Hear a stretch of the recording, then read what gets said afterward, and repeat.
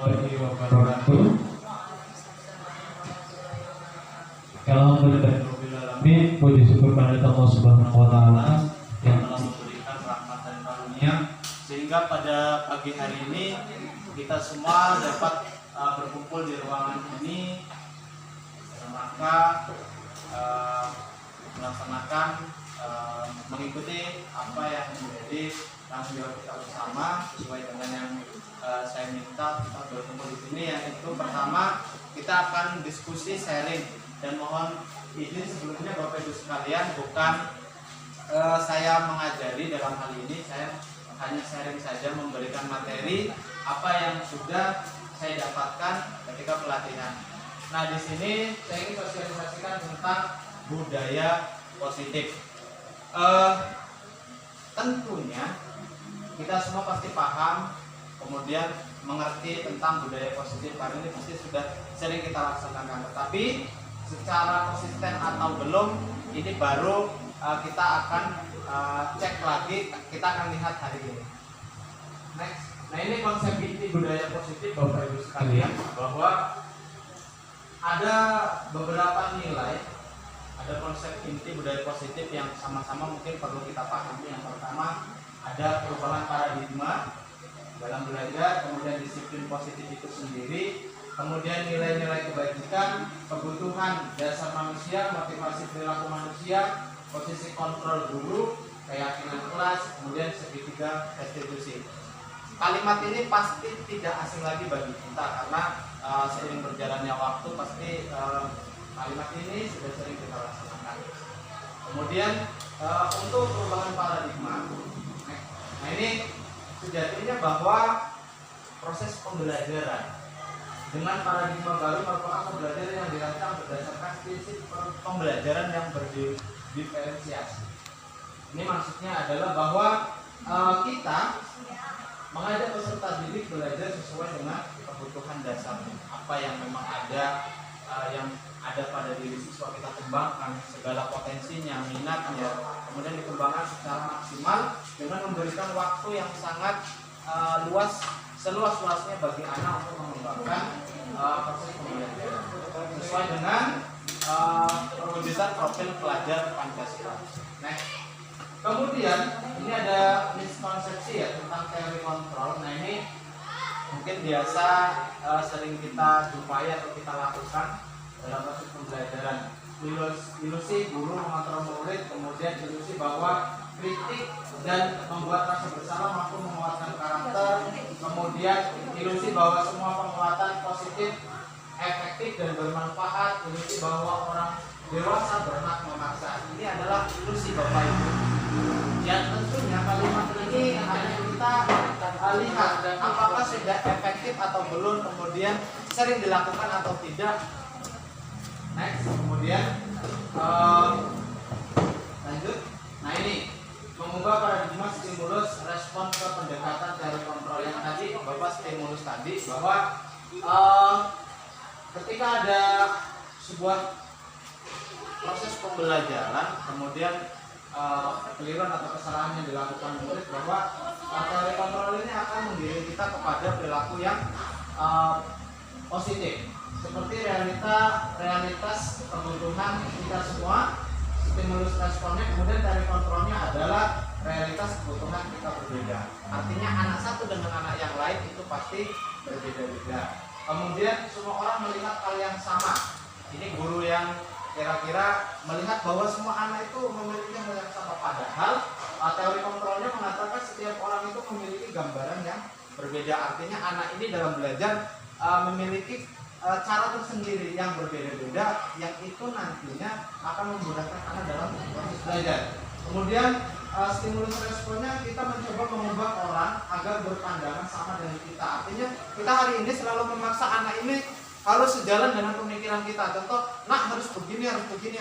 Padahal kalau kita membaca tentang teori kontrol, bahwa di situ kita berusaha memahami pandangan orang lain tentang dunia, bukan tentang pemikiran kita. Nah, itu stimulus respon dengan teori kontrol yang ada. Kemudian next, selanjutnya disiplin positif Bapak Ibu sekalian. Ini penting dan Mungkin perlu kita terapkan juga kebiasaan ini dalam kegiatan belajar mengajar kita. Di sini sendiri saya yakin dan percaya Bapak Ibu sudah punya gambaran, punya juga kesimpulan apa itu disiplin positif. Yang jelas bahwa sebagai pendidik, tujuan dari disiplin positif adalah menciptakan peserta didik yang memiliki disiplin diri sehingga mereka berperilaku mengacu pada nilai-nilai kebajikan yang universal atau secara umum. Lanjut. Kemudian nilai-nilai kebajikan ini Bapak Ibu, nilai-nilai kebajikan yang ada ditayangkan, nilai yang disepakati bersama lepas dari suku bangsa, ras dan agama, kemudian bahasa maupun latar belakangnya. Ini ada contoh nilai kebajikan institusi organisasi. Satu, profil pelajar Pancasila, nilai-nilainya pasti kita sudah paham semua. Kemudian Ibu Primari ya program ya, kemudian itu ada toleransi, rasa hormat, integritas dan lain sebagainya. Kemudian ada keterampilan hidup, itu dapat dipercaya, inisiatif, pendengar yang aktif dan lain sebagainya. Ini pun sudah menjadi bagian dari proses kita pembelajaran. Lanjut. Nah, ini 5 dasar kebutuhan manusia Bapak Ibu. Ketika kita melihat bagaimana proses perkembangan anak ini, kita harus tahu dulu kebutuhan dasarnya. Seperti yang pertama, bertahan hidup. Ini terkait tentang sandang, pangan, papan, sudah makan, kemudian sudah makanan tercukupi, tempat tinggal nyaman, aman, kemudian kesehatan terjaga, maka ada kebutuhan yang lain yang harus dipenuhi. Contohnya kasih sayang dan rasa diterima. Ini anak biasanya anak kita rasa diterima juga pengen dimiliki, kemudian dipedulikan, berbagi, kerjasama dan lain sebagainya. Kemudian penguasaan itu ada harga diri anak, kemudian keinginan untuk dianggap, memimpin, berprestasi. Kemudian ada kebebasan, bagaimana anak itu diajarkan untuk bisa mandiri, memiliki pilihan. Kemudian kesenangan, anak itu juga ada saatnya kita berikan waktu untuk bermain. Kemudian humor, antusias, tertawa bersama dengan guru. Artinya guru selain mengajar juga memberikan rasa nyaman kepada murid. Next, nah ini motivasi perilaku manusia Bapak Ibu. Untuk menghindari ketidaknyamanan atau hukuman, maka kita bisa lakukan motivasi ekstrinsik yang tersebut dari luar anak. Nah, ini contoh untuk mendapatkan imbalan penghargaan dari orang lain, kemudian untuk menjadi orang yang mereka inginkan dan menyadari diri sendiri dengan nilai-nilai mereka percaya. Ini adalah bagian dari motivasi intrinsik. Lanjut, nah ini Bapak Ibu sekalian, ini sebetulnya PR kita bersama, termasuk ini saya pribadi, karena hari ini saya juga masih sering menjustifikasi menghukum anak, padahal teori budaya positif atau disiplin positif itu sangat meminimalisir tindakan hukuman. Seperti hukuman itu kan tindakan yang tidak terencana atau tiba-tiba. Contoh, anak datang terlambat kita hukum, suruh keliling lapangan atau suruh membersihkan. Nah, itu sebetulnya hukuman. Kemudian murid tidak tahu apa yang akan terjadi, tidak dilibatkan. Artinya kalau anak datang terlambat tapi kita belum ada kesepakatan, anak itu kalau terlambat diberikan hukuman apa, nah, itu bagian dari hukuman. Ini kalau bisa kita kurangi. Kemudian konsekuensi Bapak Ibu, nah terencana disepakati sesuai peraturan. Nah, ini enaknya kalau kita menjalankan budaya positif, sebelum kita menghukum harusnya kita sepakati dulu dengan anak. Kamu kalau terlambat besok sanksinya ini, atau anak meminta kesepakatan seperti apa. Kemudian restitusi. Nah, ini proses menciptakan kondisi bagi murid untuk memperbaiki kesalahannya dengan kesadaran diri dari dalam. Jadi tanpa paksaan Bapak Ibu. Nah, yang diinginkan dari proses ini adalah kita semua bisa menjalankan proses pendidikan sesuai dengan teori restitusi. Ya, mengedepankan pada proses kolaboratif yang mengajarkan murid untuk mencari solusi sendiri. Jadi kalau ada murid terlambat nih atau murid tidak mengerjakan tugas, ditanya sebaiknya kenapa tidak mengerjakan tugas, apa yang bisa diperbaiki dari kesalahannya, atau bagaimana cara untuk mengatasi kesalahan ini. Mungkin kita tanyakan, kemudian anak nanti akan menjawab, kemudian baru kita sepakati, oh ya kalau besok mengulangi lagi maka begini konsekuensinya. Next, Bapak Ibu, ini contoh penerapan 5 posisi kontrol Bapak Ibu. Nah, ini kasus siswa tidak memakai atribut lengkap saat upacara. Yang pertama, kalau guru yang penghukum, maka dia akan segera hormat pada bendera selama 1 jam. Ini bentuk hukuman. Dan ini yang perlu kita hindari sebagai guru. Apa yang perlu diperbuat? Yang membuat merasa bersalah Bapak Ibu, seperti teori restitusi tadi.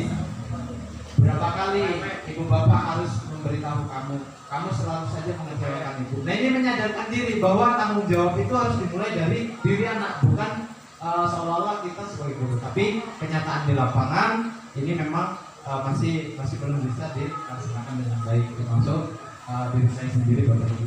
Next. Kemudian ini siswa tidak memakai atribut lengkap lagi. Kemudian kalau sebagai teman kita guru tapi memposisikan diri sebagai teman, maka kita ajak, ayo dong ikuti aturan sekolah, tolong bantu ibu bapak sekali ini ya sudah, tidak apa-apa, lain kali jangan sampai berbuat seperti ini lagi. Nah, itu pertanyaan mungkin bisa disampaikan kepada anak kita. Kemudian sebagai pemantau, kamu sudah melanggar peraturan sekolah, kamu tahu konsekuensinya. Setelah upacara kamu beli atributnya ke koperasi dan jangan diulangi lagi. Itu pemantau. Kemudian terakhir sebagai manajer, nah ini harapannya di posisi kontrol itu kita sebagai manajer Bapak Ibu, sebagai guru, apakah kamu tahu kesalahanmu? Kira-kira bagaimana kamu memperbaiki kesalahanmu? Nah, ini yang harus ditumbuhkan kita sebagai seorang guru. Dan terkait menghukum, ya memang itu pasti sering dilakukan, tetapi kita coba perbaiki cara kita dalam memproses atau memberikan pemahaman kepada anak terkait pelanggaran yang dilakukan. Next, Ibu. Nah, ini posisi kontrol yang bisa kita lakukan. Saya kecewa sekali dengan kamu. Ini juga bisa disampaikan ke anak kita. Kemudian next, langsung saja Bu. Kemudian ayolah lakukan demi Bapak Ibu. Nah, ini bagian dari kalimat manajemennya. Kemudian kamu tidak pernah mendapat nilai jika tidak mengerjakan tugas. Nah, ini kalimat-kalimat ini yang perlu kita, saya yakin Bapak Ibu yang di ruangan ini sudah menerapkan ini. Hanya saja mungkin konsistensi dalam melaksanakan itu mungkin ya perlu kita tingkatkan kembali. Kemudian mengapa keyakinan kelas, mengapa bukan peraturan kelas? Nah, ini kita kemarin sudah pernah buat Bapak Ibu ya di project P5 tentang anti bullying. Kita sudah buat kesepakatan kelas. Tetapi kesepakatan kelas itu seharusnya ya dimulai dari keyakinan bersama yang dimunculkan. Mengapa keyakinan kelas? Karena dengan keyakinan kelas itulah akan menciptakan suasana kelas yang kondusif. Mengapa bukan peraturan kelas? Karena kalau peraturan kelas itu pasti ada hukumannya, begitu. Nah, ini pembentukan keyakinan kelas bersifat abstrak Bapak Ibu, kemudian berupa pernyataan universal yang umum sifatnya, jadi tidak khusus mengkhususkan beberapa kelompok. Kemudian sedikit saja agar mudah diingat. Contoh, di kelas kita pasti sudah ada satu datang tepat waktu, atau saling menghargai satu dengan yang lain. Itu adalah kesepakatan kelas. Lanjut, kemudian ini segitiga restitusi yang akan kita jalankan Bapak Ibu sekalian. Suatu proses dialog yang dijalankan oleh guru agar dapat menghasilkan murid yang mandiri dan bertanggung jawab. Nah, ini memang agak susah Bapak Ibu untuk menyadarkan diri seorang murid yang mandiri dan bertanggung jawab itu memang tidak mudah. Tetapi dengan upaya yang kita lakukan, mudah-mudahan ya upaya itu berhasil sehingga anak kita memiliki kemandirian dan bertanggung jawab. Kemudian menstabilkan identitas. Ini berdasarkan prinsip membuat kesalahan adalah bagian dari proses pembelajaran. Contoh kalimatnya, berbuat salah itu wajar, nah. Kemudian tidak ada manusia yang sempurna. Kemudian ibu bapak juga pernah melakukan itu. Artinya memberikan kesadaran kepada anak tentang kesalahan yang dilakukan dengan menstabilkan identitas itu. Kemudian selanjutnya validasi tindakan yang salah. Nah, ini kadang kita langsung menghakimi Bapak Ibu sekalian. Kalau ada siswa yang salah, karena sudah sering kali mungkin ya, kita sering langsung menghakimi tindakan itu. Tidak, kita tanyakan dulu. Kalau berdasarkan prinsipnya bahwa ketika validasi tindakan yang salah berdasarkan prinsip setiap perilaku berupaya memenuhi suatu kebutuhan itu, maka kita harus menanyakan satu, kamu pasti punya alasan mengapa melakukan itu. Kenapa mau bolos? Kenapa merokok? Kenapa tidak mengikuti pembelajaran, mengapa tidak mengerjakan tugas, pasti anak punya alasan. Pasti sebagai guru yang di ruangan ini, pasti saya percaya dan yakin sudah melakukan itu dalam hal dalam menghindarkan kesalahan anak. Kemudian lanjut menanyakan keyakinan. Nah, ini berdasarkan kesalahan yang sudah diperbuat, maka ada menanyakan keyakinan, apa keyakinan kelas kita, nilai apa yang telah disepakati bersama. Kemudian next, nah ini penutup Bapak Ibu, dalam penerapan program disiplin positif, maka hendaknya guru memiliki standar kepribadian, kemudian profesional dan sosial yang baik, di mana guru mampu merefleksikan diri dalam posisi kontrol saat ini. Bagaimana perjalanan dirinya sebagai among manajer yang menuntun murid-murid menjadi insan yang mandiri, merdeka dan bertanggung jawab. Ini menurut standar nasional pendidikan. Jadi ini harapan kita Bapak Ibu setelah menjadi guru dalam menerapkan program disiplin positif. Selanjutnya, terima kasih, hanya itu Bapak Ibu sekalian. Mohon maaf apabila ada kekurangan dan kesalahan. Selebihnya mungkin kita diskusi, dan mohon kiranya nanti Bapak Ibu sekalian bisa memberikan refleksi untuk materi atau sharing yang saya berikan. Terima kasih. Mohon maaf apabila ada kekurangan dan kesalahan. Saya Iri. Assalamualaikum warahmatullahi wabarakatuh. Bismillahirrahmanirrahim. Assalamualaikum warahmatullahi wabarakatuh.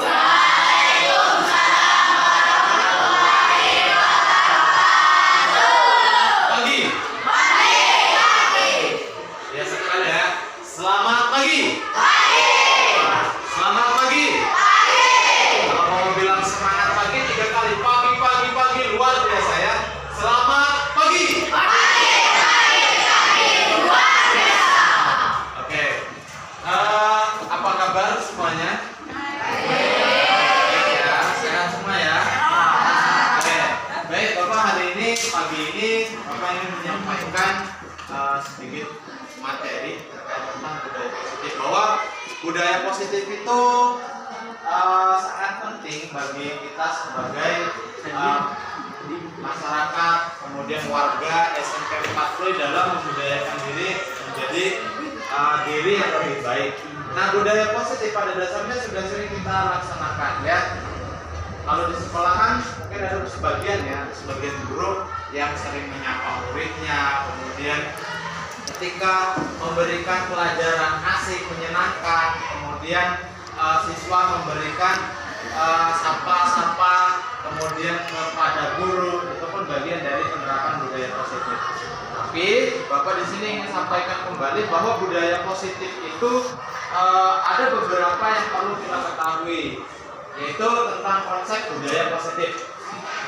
Budaya positif memiliki konsep yang pertama itu tentang perubahan paradigma. Bagaimana belajar kita ini, ya belajar dari proses semangat sekalian ini diikuti dengan proses yang sangat baik. Ya, contohnya belajar sesuai dengan minat, belajar sesuai dengan kemampuan, belajar sesuai dengan gaya belajarnya masing-masing. Nah, di sini Bapak mau tanya nih, kira-kira hari ini anak-anak sekalian, apakah belajarnya sudah sesuai minatnya?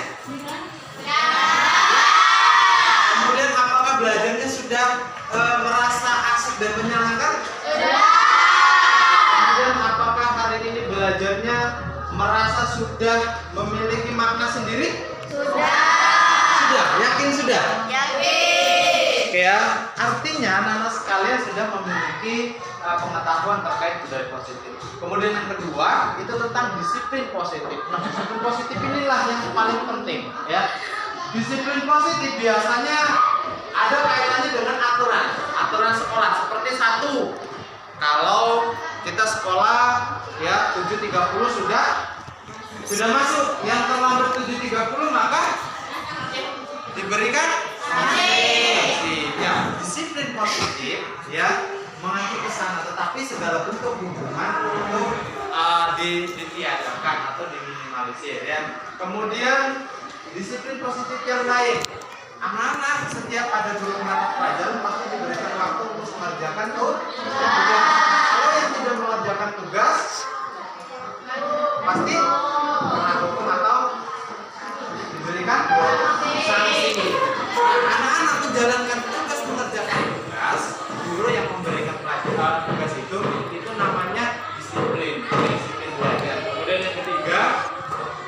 Setiap hari Senin pagi pasti anak-anak sekalian mengikuti upacara bendera. Apabila tidak mengikuti upacara bendera atau terlambat saat upacara, maka sanksi akan diberikan konsekuensi.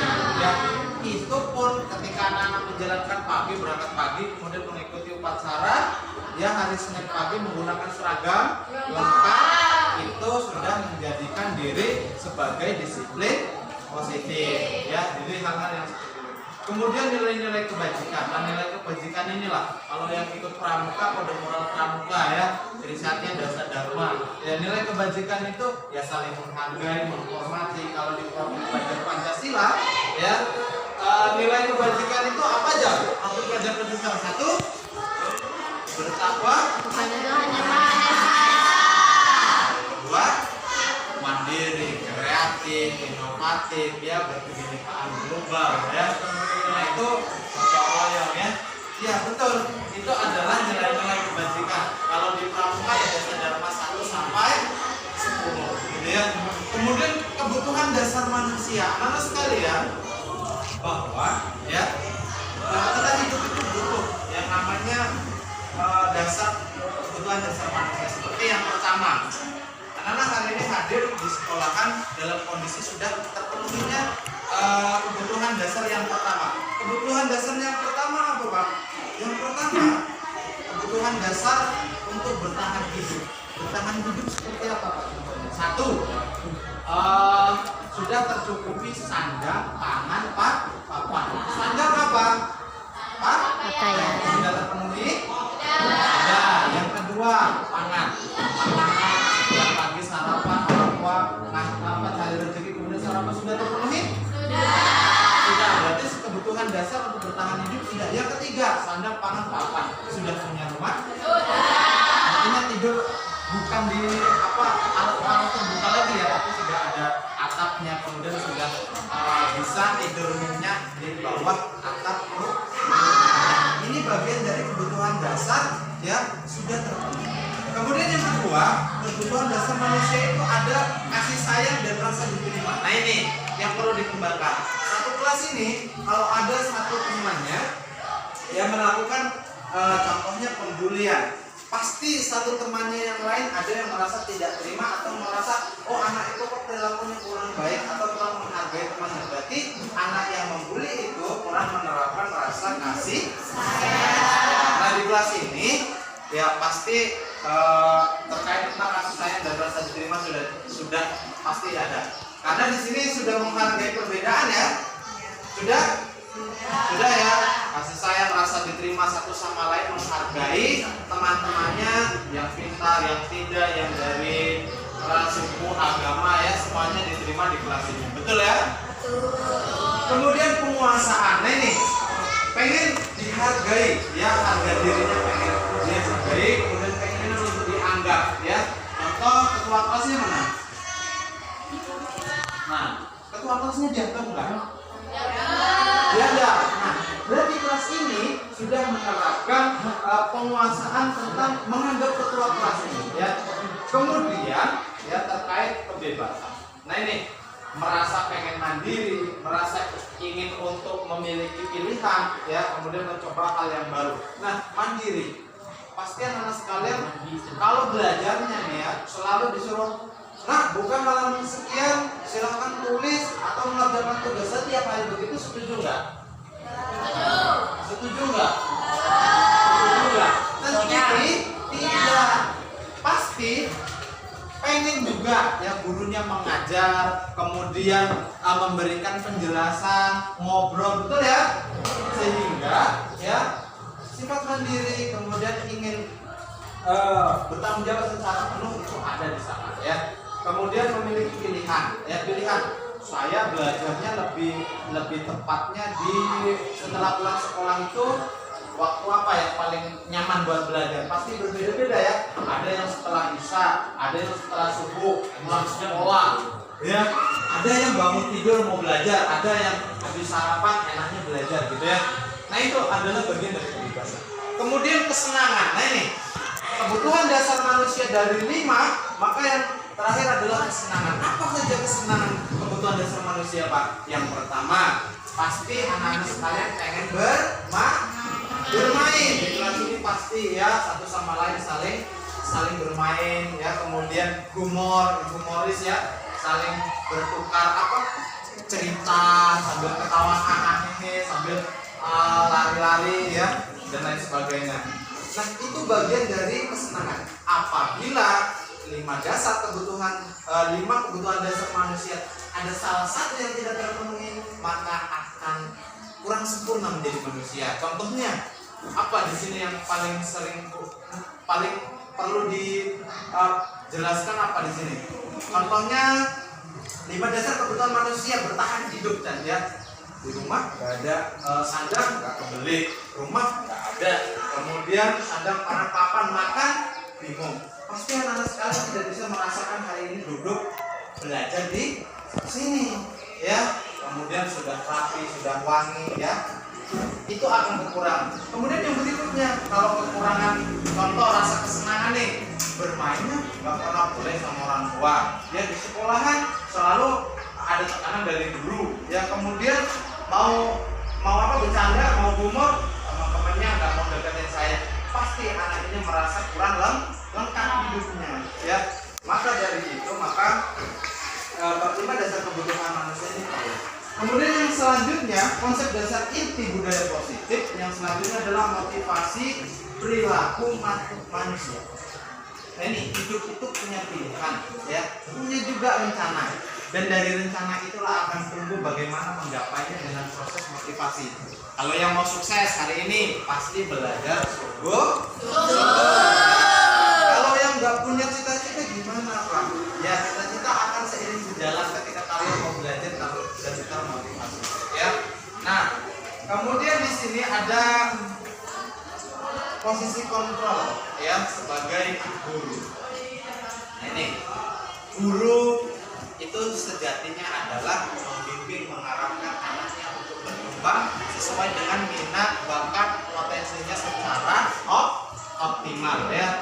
Contoh nih, ada anak kelas 7B yang merasa memiliki hambatan dalam proses belajar, contohnya tidak bisa belajar matematika ya, karena memang minatnya kurang, kemudian motivasinya kurang. Maka guru di sini ya sebagai posisi kontrol adalah harusnya mengetahui ya, dengan cara yang pertama minimal melakukan pendekatan, menanyakan, kemudian kenapa nggak bisa belajar matematika, apa dasarnya, apa begitu dan lain sebagainya. Tetapi biasanya ya ada sebagian guru yang tidak mau peduli dengan itu ya, anak nggak bisa tetap ibu. Nah, budaya positif harusnya tidak ada ya, harusnya ini kalau nggak bisa soal matematika A, Bapak kasih pilihan jawaban B, pilih yang C, pilih yang D. Nah, itu ya maksudnya. Jadi proses pembelajaran akan bisa dinikmati oleh seluruh siswa ya, seperti bentuk hukuman. Di budaya positif bukan tidak ada ya, tetapi diminimalisir. Contoh nih, ada guru ya tahu anaknya melakukan kesalahan melompat pagar, rokok ya, atau gurunya datang kemudian dukung ya, ajar anak itu. Nah, ini tindakannya kurang tepat. Nah, kalau ada seperti itu ya kita sama-sama perbaiki. Yang penting guru BK ya, kalau guru BK kan sering identik, tapi sebetulnya guru BK enggak seperti itu ya. Kemudian konsekuensi. Nah, kalau konsekuensi ini bentuk yang hukuman yang memang sifatnya sudah disepakati. 7B nih contoh, kita belajar masukkan 7.30 ya, nggak apa-apa telat 5 menit ya. Kemudian ketika 5 menit masih terlambat, maka apa konsekuensinya? Disepakati. Hari ini kesepakatannya contoh, kalau datang terlambat saya akan mengulang pelajaran yang sebelumnya. Nah, saya jelaskan di depan teman-teman, itu bisa ya. Kemudian di sini terakhir pembentukan keyakinan kelas ya. Di kelas ini kemarin sudah pernah membentuk ya tentang anti bully itu ya, kesepakatannya sudah ya. Sudah. Gimana hari ini? Ada masih? Ada. Yang itu adalah bentuk keyakinan ketika kita mencegah pembulian. Tapi hari ini ya, Bapak ingin yakinkan kembali bahwa kesepakatan kelas itu umum, ya. Umum yang pertama berupa pernyataan yang disepakati bersama, ya. Selain itu, ya, budaya positif. Apakah ada dari anak-anak sekalian yang mau bertanya? Silakan. Ada? Ada yang mau bertanya? Ada? Silakan. Ada yang mau bertanya? Ada? Ada salawat. Cukup jelas ya? Ada salawat? Boleh kalau bertanya silakan. Pak, bagaimana budaya positif Bisa dijalankan di sekolah kita? Ya. Mudah, anak-anak sekalian. Sebetulnya mudah budaya positif ini bisa dijalankan. Yang pertama, kita punya kesepakatan dulu, ya. Anak-anak maunya seperti apa? Tapi hal yang positif. Nanti guru juga menyepakati hal itu. Nah, kalau sudah disepakati bersama, guru siswa sudah sepakat belajar, pengennya sebelum belajar kita bikin penyemangat dulu, ice breaking, ya, boleh. Atau belajarnya sambil bermain, boleh, ya, karena itu bagian dari proses pembelajaran. Ya, hal itu bisa dilakukan apabila kita sepakat semua, kemudian anak-anak sekalian bisa untuk menerapkan budaya positif. Itu mungkin bagaimana? Cukup ya? Cukup. Ada yang ditanyakan lagi yang lain?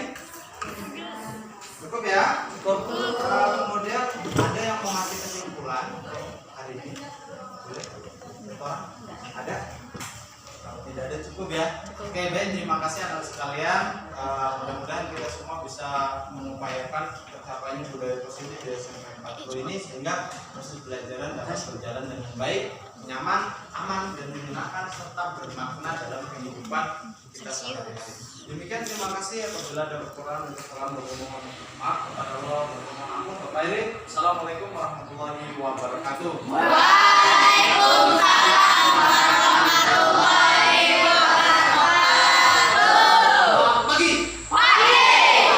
Semangat pagi.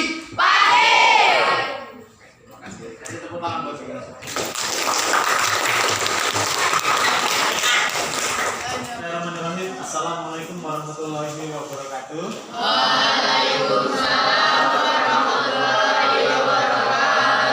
Ya, selamat pagi anak-anak. Apa kabarmu? Sehat semua? Masih semangat? Oke, baik. Di sini Bapak akan sedikit menjelaskan terkait tentang pemahaman tentang budaya positif. Wih, geser, saya nggak mulai. Positif program pasti yang ada adalah kegiatan-kegiatan yang positif, ya. Nah, terkait tentang lingkungan pendidikan, maka ada upaya bagaimana budaya positif ini dilaksanakan dengan Pin baik. maju, Pin. Baik dilaksanakan oleh siswa ataupun dilaksanakan oleh gurunya, ya. Pada kesempatan ini Bapak akan sedikit ya menjelaskan terkait tentang pentingnya penerapan budaya positif di lingkungan sekolah, ya. Namun sebelum kita lanjut ke materi berikutnya, ada beberapa konsep inti budaya positif, ya. Salah satunya adalah tentang perubahan paradigma. Hari ini anak-anak sekalian belajar pastinya masih menemui beberapa hal seperti satu, kesulitan belajar, kemudian ketika kalian tidak bisa mengerjakan soal masih sering kena hukum, ya. Kemudian juga ketika kalian memiliki hambatan dalam proses belajar, kalian juga masih sering disalahkan oleh gurunya. Nah, hal-hal demikian itu sebetulnya kurang mencerminkan budaya positif. Nah, harusnya ketika ada perubahan paradigma dalam proses belajar, maka semuanya diselesaikan secara baik-baik. Contoh, ketika ada anak nih mengalami kesulitan dalam belajar, ada baiknya guru itu langsung memberikan solusi, tapi tidak menghukum, ya. Contohnya menanyakan apa alasannya, apa dasarnya, kemudian mengapa tidak bisa mengerjakan tugas itu, ya. Kemudian diberikan solusi. Kalau tidak bisa mengerjakan soal A, maka diberikan pilihan soal B. Dan itu sebagai bentuk dari proses belajar. Nah, untuk yang lain-lain banyak, ya. Di konsep inti budaya positif itu ada juga terkait tentang disiplin positif. Nah, kalau sudah budaya berarti kebiasaan yang harus dilaksanakan. Tapi kalau sudah disiplin positif, maka segala sesuatu aturan yang memang sudah disepakati untuk dilaksanakan. Contoh, masuk sekolah pukul 7.30.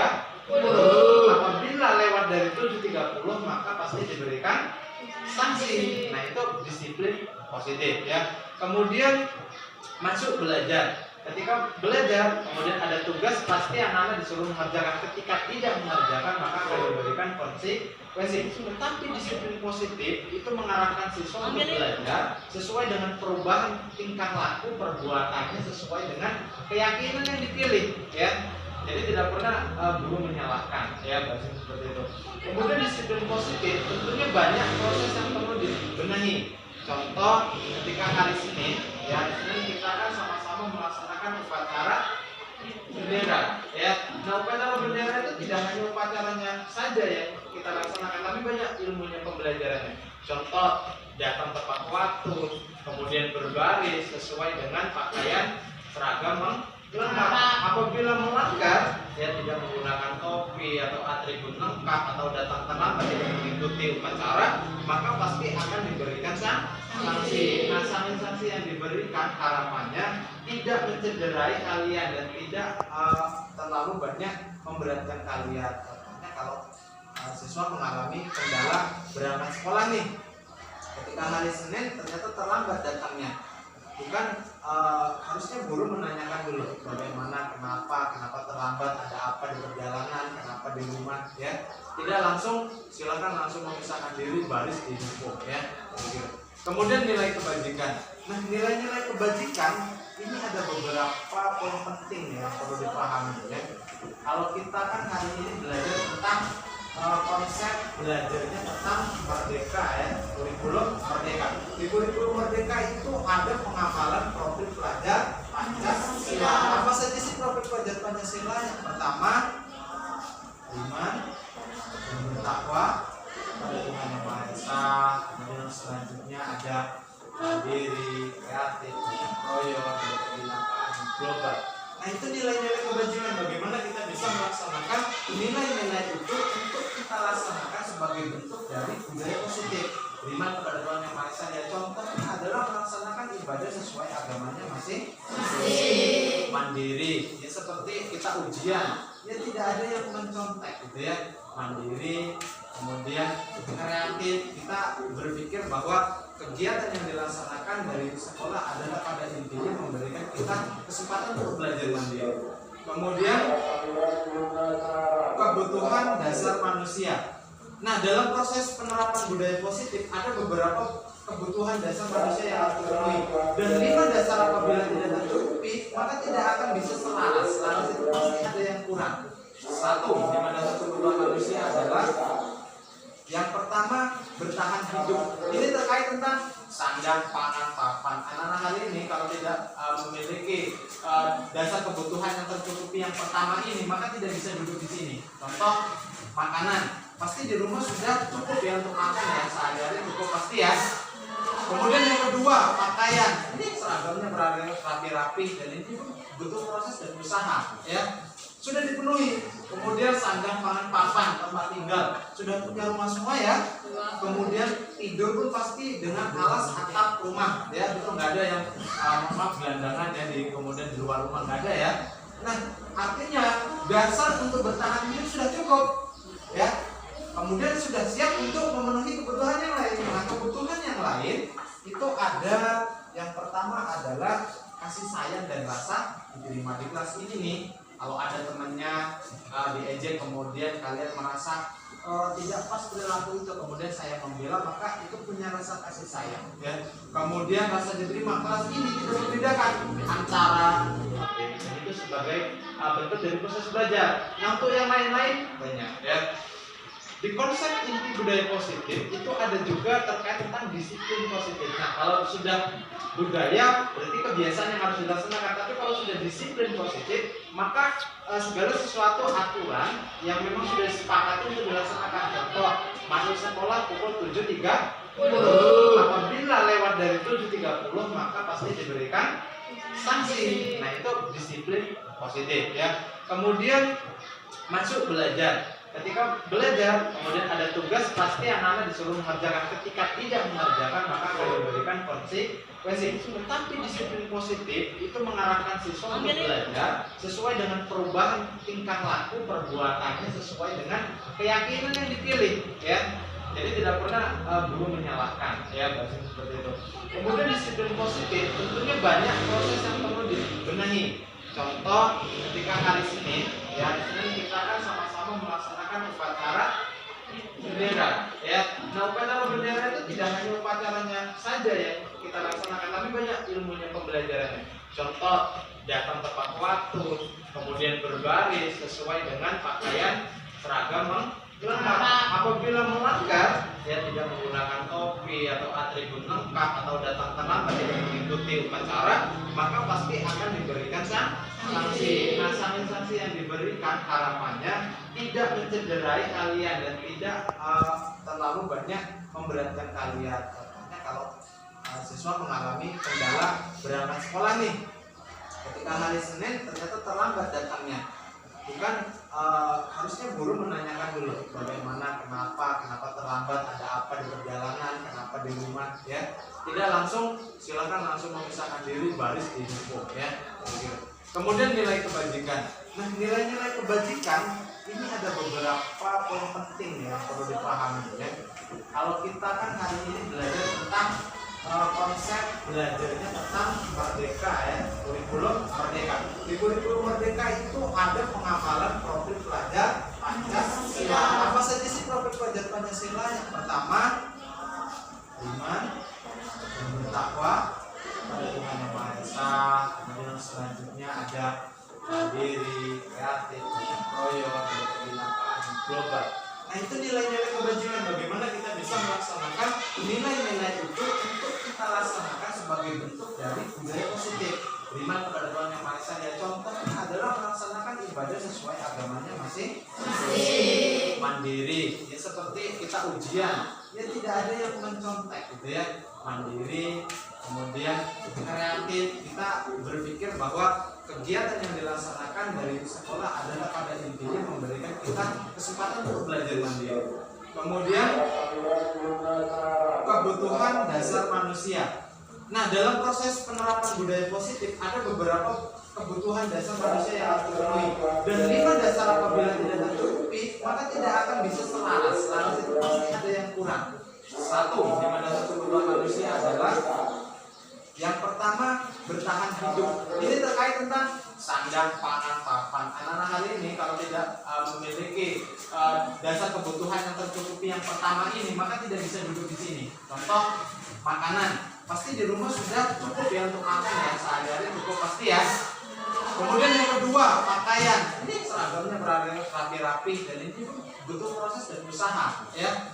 Sudah dipenuhi. Kemudian sandang, pangan, papan, tempat tinggal sudah punya rumah semua, ya. Kemudian tidur pun pasti dengan alas atap rumah, ya. Itu nggak ada yang gelandangan ya kemudian di luar rumah, nggak ada, ya. Nah, artinya dasar untuk bertahan hidup sudah cukup, ya.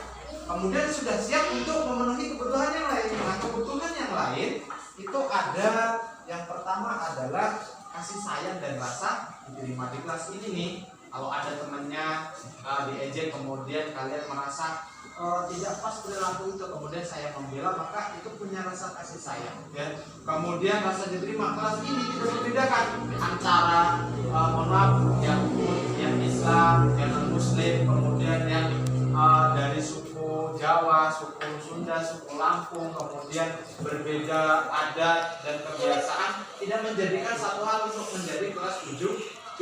Nah, itu pun bagian dari proses kalian bisa menghargai 5 dasar kebutuhan manusia. Kemudian penguasaan, bagaimana kalian bisa ditempatkan sebagai memiliki posisi harga diri, ya, bahwa anak memiliki harga diri yang perlu dihargai, baik itu dihargai oleh teman-temannya ataupun dihargai oleh seorang guru, ya. Seburuk apapun anak, ya, perilakunya, perbuatannya, bahkan dalam proses belajar tidak bisa apapun, guru harus tetap menghargai. Terusnya begitu, ya. Jadi tidak menyalahkan kondisi anak. Kemudian kebebasan. Kalian pasti butuh juga belajar yang mandiri. Bagaimana sih saya bisa belajar yang mandiri, kemudian belajar yang tidak tertekan, dan belajar yang tidak terlalu memiliki banyak beban tuntutan, ya. Nah, itu pun kalian memiliki pilihan, ya, pilihan untuk mengajar atau tidak, ya, dalam belajar. Kemudian 5 dasar kebutuhan manusia yang terakhir adalah kesenangan. Pasti kalian butuh yang namanya bermain dengan teman-temannya, betul ya? Kemudian kalian juga butuh humor, humoris ya, artinya bercanda satu dengan yang lain. Kalian butuh dengan posisi kelompok kalian senang. Nah ini bertahan hidup, kasih sayang, penguasaan, kebebasan, kesenangan itu adalah 5 dasar kebutuhan yang harus dipenuhi. Apabila salah satu tidak terpenuhi, maka pasti hidupnya akan kurang selaras. Contohnya kurang kasih sayang nih, di rumah dimarahin terus, nggak pernah diberikan kesempatan untuk bermain, untuk belajar, ya sama orang tua selalu ditekan untuk mengerjakan pekerjaan rumah. Padahal hari ini kalian akan belajar. Pasti ya kalian ketika sekolah pasti rasanya kurang bebas ya. Ketika kalian ditempatkan dengan teman-temanmu yang boleh bermain tapi yang positif ya, kalian dengan yang tidak pasti akan berbeda ya dalam proses kalian menjalani proses kehidupan ini. Nah kemudian apa sih bentuk hukuman? Ya, hukuman itu kan yang dilakukan secara tiba-tiba ya, tidak ada yang namanya hukuman itu kita sepakat dulu, tidak ada ya. Tetapi bentuk konsekuensi ya ini beda ya, hukuman konsekuensi ya itu berbeda. Kalau konsekuensi itu hukuman yang dilakukan ketika sudah disepakati tapi kalian melanggar. Contoh di situ ada peraturan kelas nih ya, peraturan kelas itu contoh tidak membayar uang kas didenda 1.000 ya, itu bentuk konsekuensi. Tetapi bentuk hukuman ya tidak piket ya atau guru datang menghukum ya, itu beda kan ya. Kemudian apa yang perlu dipahami kembali bahwa budaya positif ini bisa kita laksanakan dalam kehidupan sehari-hari. Contoh dalam pengamalan budaya positif tentang nilai-nilai kebajikan terkait profil keluarga Pancasila. Yang pertama tadi beriman, kemudian berakhlak mulia ya. Kemudian ada juga seperti nilai-nilai kebajikan yang lain, toleransi, rasa hormat, integritas, kemudian mandiri, menghargai. Nah itu ilmu kebaikan ya. Kemudian keterampilan hidup, apa yang perlu dipelajari? Ya dapat dipercaya, lurus hati, mendengar, yang aktif, tidak merendahkan orang lain, dan memberikan yang terbaik untuk pramuka ya. Dasar dari kebajikannya pengamalan dasar Dharma 1-10 itu sudah nilai dari nilai-nilai kebajikan. Kalau bisa diamalkan, itulah yang kita inginkan dalam menerapkan nilai-nilai budaya positif di sekolah. Tentu banyak hal ya, selain kita bikin kesepakatan bagaimana membuat keyakinan yang dipercaya satu kelas ini mau seperti apa ya, bentuk keyakinan kemudian dilaksanakan secara bersama-sama. Nah tujuannya adalah mampu meningkatkan proses pembelajaran yang lebih baik, aman, nyaman, menyenangkan, dan bermakna. Selain kalian belajarnya nyaman, kalian juga memiliki makna tersendiri bahwa proses belajar itu betul-betul saya lakukan dengan senang ya, gembira, kemudian dengan rasa yang tidak tertekan. Nah itu budaya positif harus ke sana. Nah kapan kok bisa dilaksanakan? Dilaksanakan bisa mulai hari ini, besok, dan seterusnya. Yang penting kita sepakat ya, guru sepakat, semua warga SMP 40 sepakat melaksanakan budaya positif, dan pada akhirnya tercapailah kondisi budaya positif yang bisa diterima oleh lingkungan tempat tinggal kita, seperti orang tua, kemudian masyarakat dan sekitar. Oke, mungkin hanya itu. Selebihnya nanti kita akan lanjutkan lagi tentang bagaimana membuat keyakinan kelas, kemudian bagaimana kita membuat kesepakatan yang akan kita ambil, kemudian akan kita terapkan dalam kehidupan proses pembelajaran kita. Mungkin hanya itu. Selebihnya Bapak dan Ibu terima kasih karena sudah mengikuti pembelajaran ini dengan baik. Mohon maaf apabila ada kekurangan dan kesalahan. Setelah ini kita diskusi, kemudian tanya jawab. Apabila ada yang kurang paham boleh ditanyakan. Kemudian apabila ada yang masih belum dimengerti juga bisa ditanyakan, kita diskusikan, sharing sifatnya. Demikian, terima kasih atas waktunya Bapak Iri. Assalamualaikum warahmatullahi wabarakatuh. Waalaikumsalam warahmatullahi wabarakatuh. Waalaikumsalam warahmatullahi wabarakatuh. Oke, baik sekalian, pada kesempatan ini kita waktunya sebentar karena memang proses pembelajaran masih berlanjut. waktu. Ada beberapa yang perlu Bapak sampaikan. Yang pertama terkait tentang materi, ya. Nanti materinya minta disimpulkan, ya, kemudian dievaluasi. Materinya tentang apa? Yang pertama, ini kita akan ngobrol, membahas tentang materi budaya positif. Budaya positif ini bukan sesuatu yang baru, artinya sudah terjadi, bahkan sudah pernah dilakukan, hanya saja konsisten atau belum. Nah, ini yang perlu nanti kita pikirkan bareng-bareng. Jadi apa sih budaya positif? Yang jelas budaya positif adalah suatu perbuatan atau tingkah laku yang memang membudayakan diri pada perbuatan yang positif, ya, berkelakuan baik, taat aturan, kemudian mengikuti pembelajaran dengan baik, bersama teman, melakukan hubungan baik, saling menghargai, menghormati, toleransi, dan lain sebagainya. Itu bagian dari penerapan budaya positif. Tetapi ada beberapa yang perlu dipahami sebelum kita melaksanakan budaya. Kalau sudah budaya positif itu kan kebiasaan, ya, kebiasaan yang sering dilakukan secara terus menerus. Kalau sudah budaya, contoh budaya adat istiadat yang dilakukan di tempat tinggal kita, itu kan sudah menjadi budaya. Budaya orang Jawa begini, budaya orang Lampung begini. Nah, budaya positif ini harapannya bisa jadi kebiasaan kita setiap hari di sekolah ataupun di lingkungan sekolah.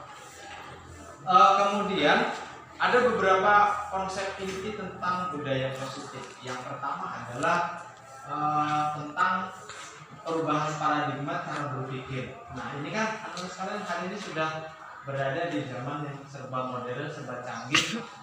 Kebudayaan yang memang diturunkan dari nenek moyang kita mungkin sudah terhapus, ya, terhapus itu sudah menghilang. Contoh kayak kebiasaan kita bermain dengan teman-teman kita di lingkungan rumah kita, lingkungan masyarakat mungkin sudah tidak seindah zaman bapak waktu dulu, atau beberapa permainan-permainan lokal budaya yang memang sudah mungkin tidak pernah dipakai lagi atau tidak pernah digunakan lagi karena sudah canggihnya dunia hari ini, ya. Hari ini kita sibuk, anak-anak sudah sibuk dengan dirinya sendiri, main gadget, ya, HP, kemudian pulang sekolah rebahan, dan kan berkumpul dengan teman-teman, ya. Kita 1 kali 24 jam ditemani dengan HP. Nah, budaya inilah yang perlu kita perbaiki hari ini, ya. Konsep dari inti budaya positif yang pertama adalah perubahan paradigma cara berpikir, bahwa penting, budaya positif itu penting, ya, untuk kita terapkan mau di lingkungan sekolah ataupun di lingkungan masyarakat. Sangat penting karena perubahan paradigma cara berpikir tentang bagaimana mengaktualisasikan tentang budaya positif itu menjadi bagian dari proses hidup yang memang harus dilengkapi dengan keadaan yang lebih baik. Kemudian satu perubahan paradigma, yang kedua disiplin positif. Tentu kalau sudah berbicara disiplin positif, disiplin belajar, disiplin tingkah laku, berdisiplin dan lain sebagainya. Disiplin positif banyak hal. Contoh hari ini anak-anak sekalian mengikuti proses pembelajaran dengan baik. Ini bagian dari mengikuti proses disiplin positif.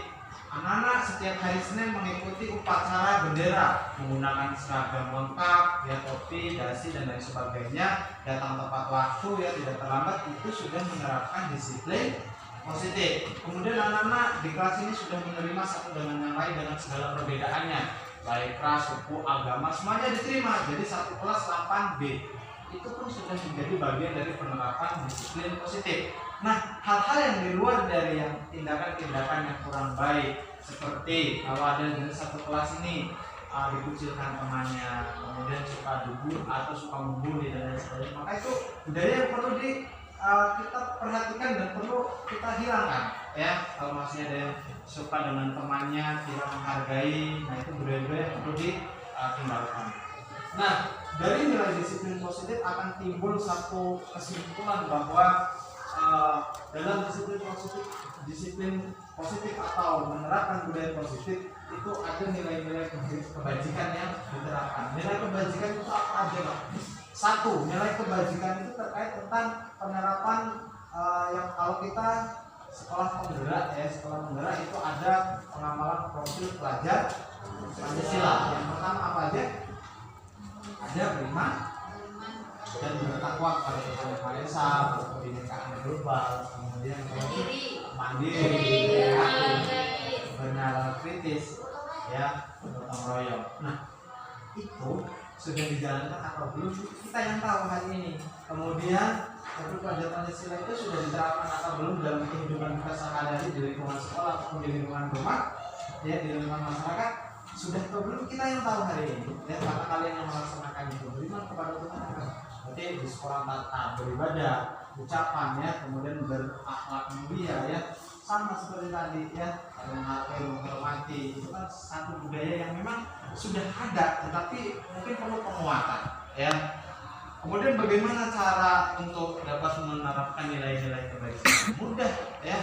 Cukup kita pahami nilai dan norma yang ada yang berlaku di lingkungan masyarakat ataupun lingkungan sekolah, ya, sesuai dengan norma dan agama yang berlaku.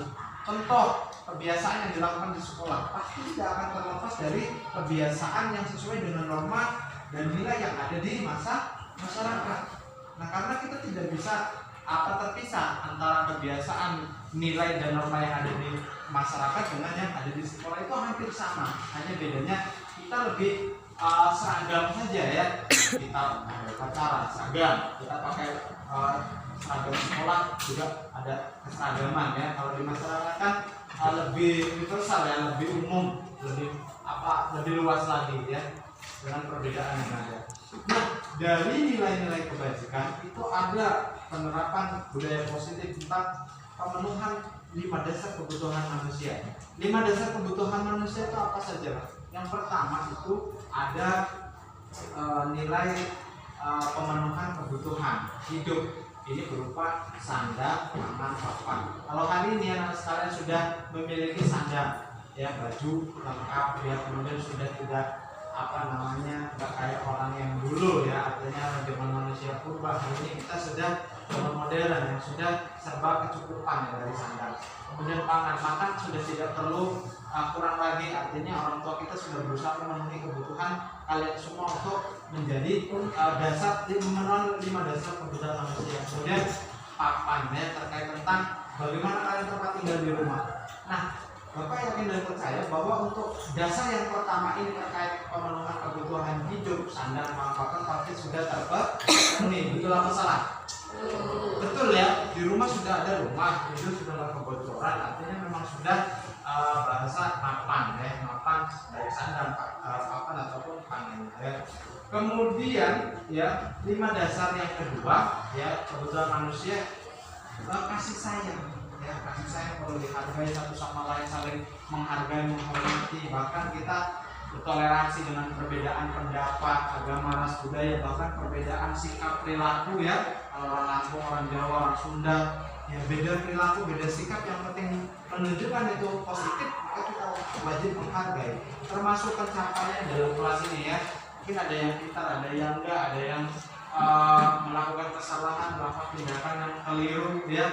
Itu pun wajib kita hargai karena kita sesama satu keluarga, ya. Itu rasa kasih sayang yang dihargai dengan baik.